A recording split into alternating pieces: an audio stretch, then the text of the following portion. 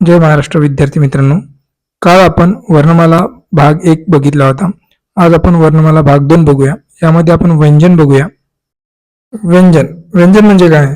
तर बघा, व्यंजन हे अपूर्ण उच्चाराचे असतात. याचा स्वतंत्रपणे उच्चार करता येत नाही. म्हणजेच स्वरांशिवाय व्यंजन पूर्ण होत नाही. कसे? तर बघा, क, ख, ग, घ हे जरी व्यंजन आहेत तरी क मध्ये क प्लस अ हा स्वर त्यामध्ये मिसळला जातो. म्हणून स्वरांशिवाय व्यंजन पूर्ण होत नाही. व्यंजनाचे प्रकार किती? तर व्यंजनाचे 6 प्रकार असतात. स्पर्श व्यंजने यामध्ये 25 व्यंजने असतात जे क ते म पर्यंत येतात. 2 अनुनासिके यामध्ये द, त्र, न, न, म हे 5 व्यंजने असतात. अर्धस्वर कोणते? तर अर्धस्वर य, र, ल, व हे अर्धस्वर आहेत. उष्मघर्षके म्हणजे काय? एखादा शब्द बोलताना किंवा एखादा अक्षर बोलताना ज्यातून उष्म बाहेर येते. बघा, श, स, श हे म्हणताना उष्म बाहेर फेकला जाते, गरम हवा बाहेर फेकला जाते, मग याला उष्म व्यंजन म्हणतात. ह हा व्यंजन महाप्राणमध्ये येतो. अड हा स्वतंत्र वर्ण असतो. संयुक्त व्यंजन म्हणजे काय? तर 2 व्यंजन मिळून किंवा 2 पेक्षा अधिक व्यंजन मिळून जे तयार होतात व्यंजन त्याला संयुक्त व्यंजन म्हणतात.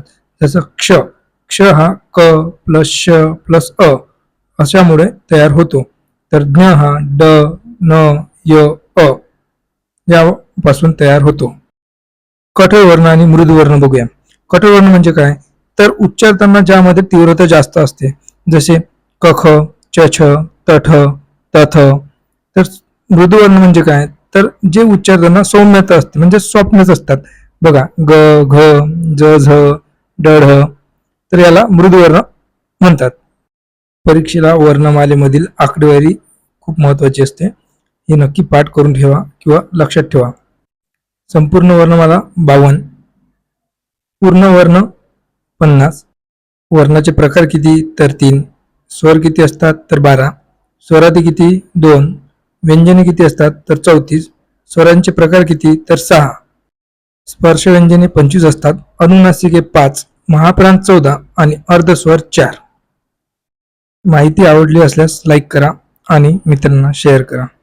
धन्यवाद.